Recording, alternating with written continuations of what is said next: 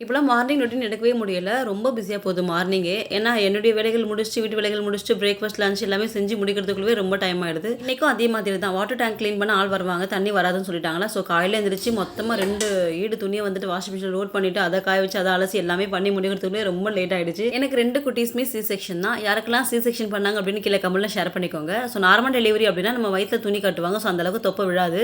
But see section பண்ணும்போது நமக்கு துணிலாம் கட்ட மாட்டாங்க. உள்ள அடி வயித்துல பொண்ணுமே இருக்கும். நாங்க டாக்டர் கிட்ட கேட்கும்போது இப்போலாம் எதுவுமே ஸ்ட்ரெயின் பண்ணி பண்ணாதீங்க. அது அப்படியே இருக்கட்டும். வயித்துல புண்ணு ஆறாது அப்படின்னு சொல்லிட்டாங்க. நானும் அத அப்படியே கண்டுக்காம விட்டுட்டேன். ஆனா இப்ப தான் வந்துட்டு நெறைய தொப்பை போட்டுருச்சு. நெறைய பேர் அகைன் மாசமா இருக்கீங்களா வர கேட்டிருந்தாங்க. கொஞ்சம் கஷ்டமா இருந்தாலும் அப்படியே கண்டுக்காம விட்டாச்சு. ஒரு ட்ரிங்க் வந்துட்டு குடிச்சிட்டு இருக்கேங்க. இது ரொம்ப யூஸ்ஃபுல்லா இருக்கு எனக்கு. முன்னாடி இருந்தத விட இப்ப நல்லாவே எனக்கு தொப்பை வந்துட்டு குறையுது.